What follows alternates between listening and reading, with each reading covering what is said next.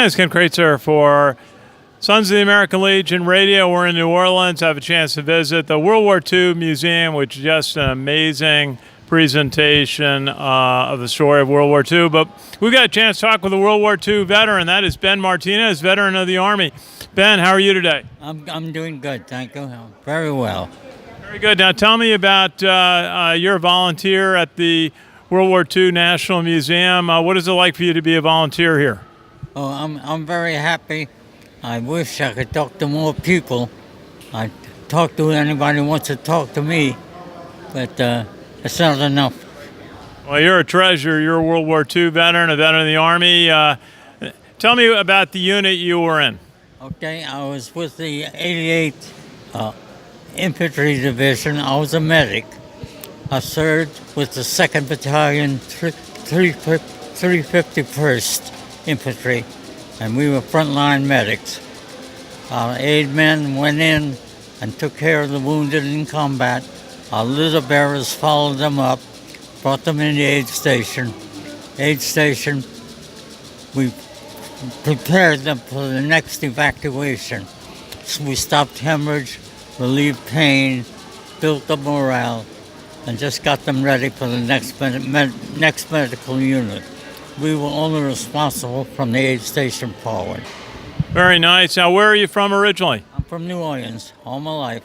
Okay, so you're a native. Now, what was it like for you to sign up the Army and go to basic training and then go to training? Where was that held? Well, what happened is on D-Day, on Pearl Harbor Day, I was at Loyola. We were playing in a football game. And when news came over, and of course everybody wanted to enlist right then and there. I wanted to. Were you a football player? No, intramural. Intramural. I was a quarterback, and we won the game, and I threw the touchdown pass. So it was a good day. Well, tell the Army quarterback Kelvin Hopkins about you. What's that? Anyway, I wanted to enlist right away. But they told me to wait. I had 5 months to go to get my degree in pharmacy. They told me to get my degree first and then enlist. So I enlisted in May of '42 and in the Air Corps. I could have had a direct commission because of my pharmacy school, but I wanted to fight.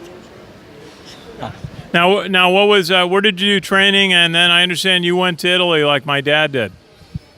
My training, I had none.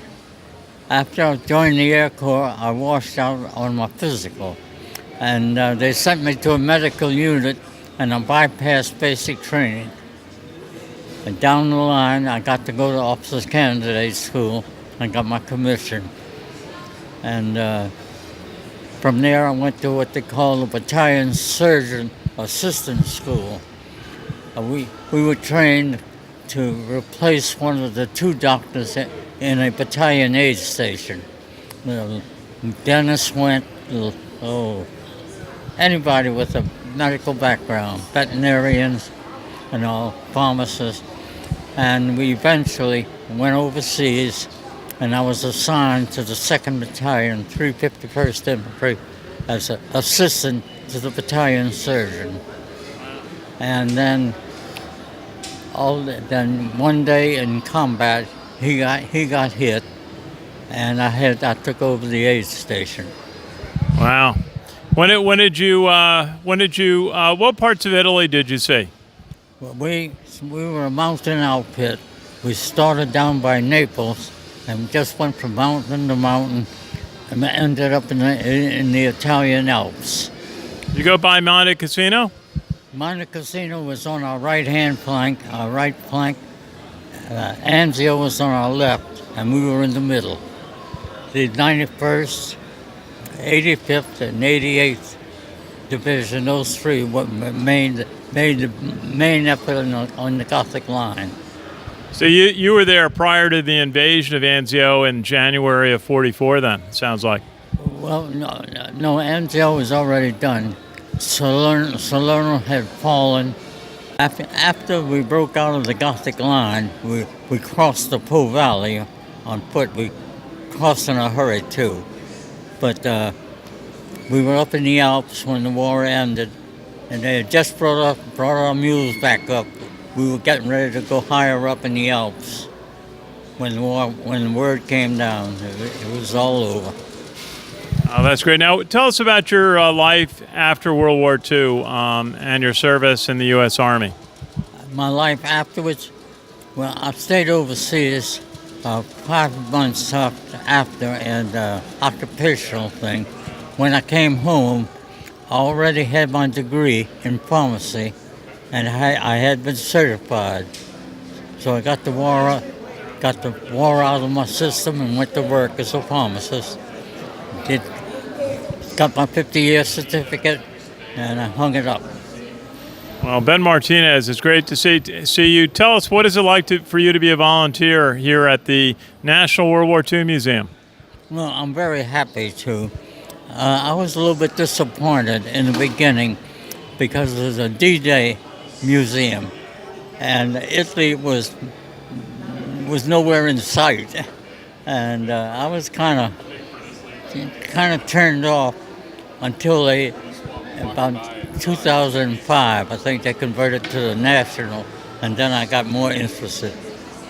Well, that's great. We actually did a trip to the 2 American cemeteries in Italy, at Nettuno and in Florence, and how moving it is there. And over 17,000 Americans were lost in service. We were a good friend of ours, Frank Carappa, was with one of the units with Senator Bob Dole, and knew him very well.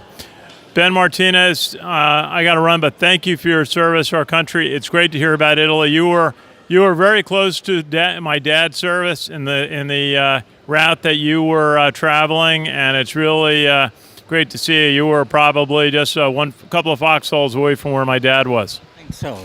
Yeah, 91st was right there with us.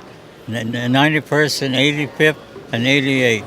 3 all draftee divisions did their first service in Italy, and they all made a wonderful record. Well, thank you for your service to our country, and it's so nice to chat with somebody who served with my dad very closely. Great to see you. Ben Martinez, U.S. Army veteran, World War II veteran, volunteer here at the National World War II Museum. Great to chat today. Thank you very much. My pleasure. My pleasure, my honor. This is Ken Kraetzer for Sons of the American Legion Radio, the National World War II Museum in New Orleans.